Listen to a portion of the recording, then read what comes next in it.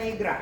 Единственное, что я взяла не из журнала, потому что там в 2 раза больше получается лист, мне неудобно, у меня нет таких площадей, чтобы работать. Я просто распечатала в распечатке, мне чуть поменьше.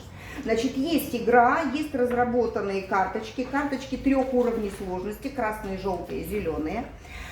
Эта игра, чем она еще хороша, я всегда об этом детям рассказываю, это выпускная работа студентки колледжа, нашего колледжа искусств, которая, значит, ее делала в течение года, разрабатывала задания и так далее, и детям рассказываю о том, что вот и вы тоже можете поступить, вы тоже можете это делать. Мы с ними играем в эту игру, они выясняют, что какие легкие задания, а мы бы сделали тяжелее, а вот раз вы бы сделали, давайте мы с вами сделаем. И поэтому дальше есть 2 варианта, то есть можно либо брать какую-то другую игру, совершенно любую игру, ходилку, бродилку, и под нее составлять карточки заданий, либо создать эту игру в, допустим, в том же редакторе графическом. Очень такая, да, достаточно примитивная. Самое главное, принцип сохраняется. Красный, желтый, зеленый.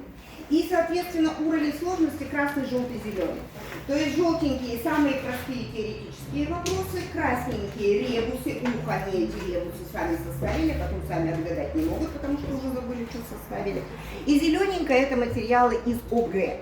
То есть как бы это считается самый тяжелый уровень сложности. Если ты не отвечаешь на карточку этого уровня сложности, то, соответственно, ты не переходишь вперед, ты либо теряешь право хода, либо вообще возвращаешься обратно на те 3 балла, которые ты должен был заработать. То есть здесь правила игры могут меняться у нас в ходе этого проведения игры. Ну и, конечно, не всегда и не везде есть, я уже сказала, возможность использовать компьютер.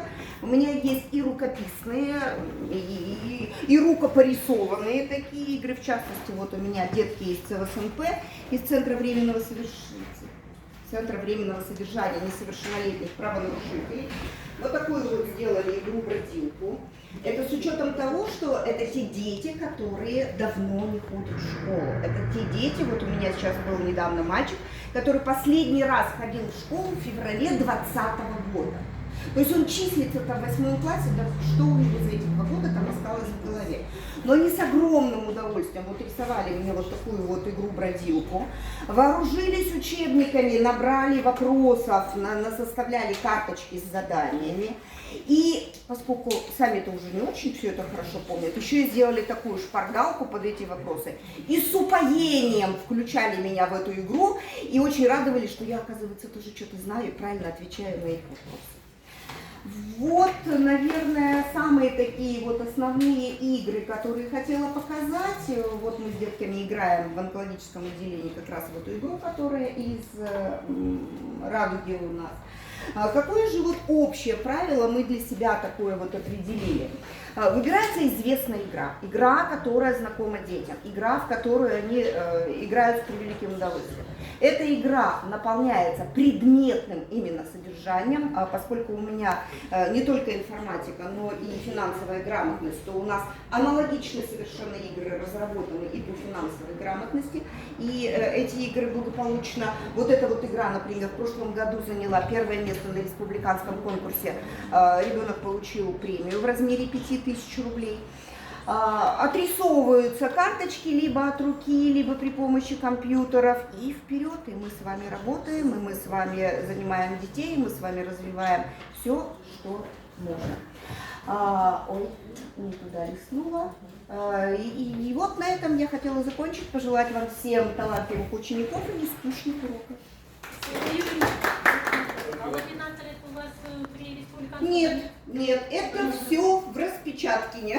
То есть вот стандартный лист, вот этот вот лист, который с филвордом, 40 рублей.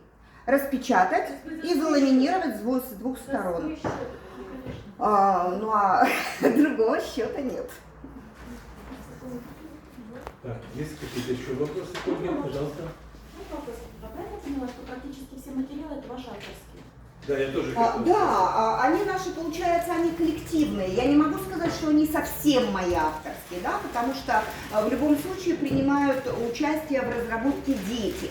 И у нас с ними просто такое задание. Вот прошли тему, да, составьте вопрос по изученному материалу, подберите картинку к этому термину. И дальше мы с ними ищем в интернете, если есть такая возможность. А если нет, значит, ну, соответственно, дальше делаю я сама. Вы когда-нибудь участвовали в конкурсе